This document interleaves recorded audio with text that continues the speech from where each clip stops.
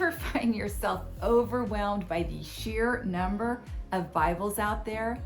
I'm diving into a stack of different versions today to show you how you can confidently choose the right one for your Bible study without getting lost in the options. In today's video, I'm going to break down the different types of Bible translations and help you decide which one, or more than one, you should be reading. The Bible was originally written in Hebrew, Aramaic, and Greek. And if you're an English speaker like me, you'll need a reliable and readable English translation.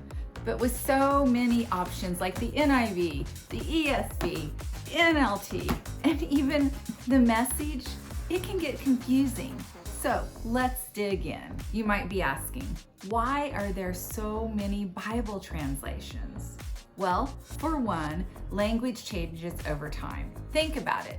50 years ago, if you said something was in the cloud, people would think you were talking about the sky, not the internet.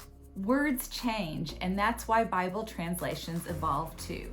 Plus, discoveries of older manuscripts have helped scholars get even closer to the original text. So, are all these translations still the Word of God? Absolutely. Even Jesus and Paul quoted from translations. The Septuagint, a Greek translation of the Old Testament, was used in the early church. The Message doesn't change even if the language does.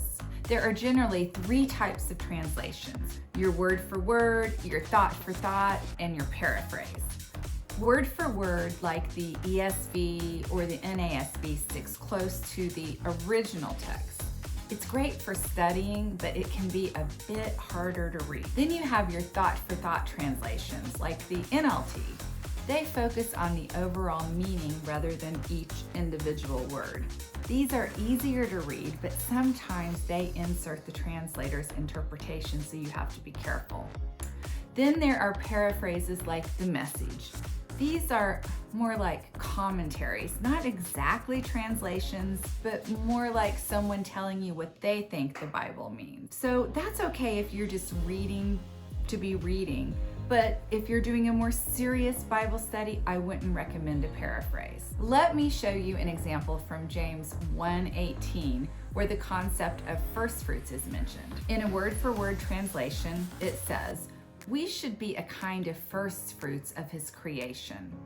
But in a thought-for-thought translation, like the NLT, it's more loosely translated as, "We become his prized possession."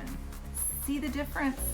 Both are true, but one connects more deeply to the Old Testament concept of first fruits, adding richness to the meaning. So which Bible should you read?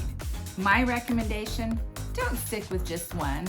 Use a word-for-word translation for study and a thought-for-thought for everyday reading. And you can even explore paraphrases to gain a new angle on familiar passages. The goal is to understand Scripture more deeply. So there you have it. No single translation is perfect, but together they can give you a clearer picture of Scripture.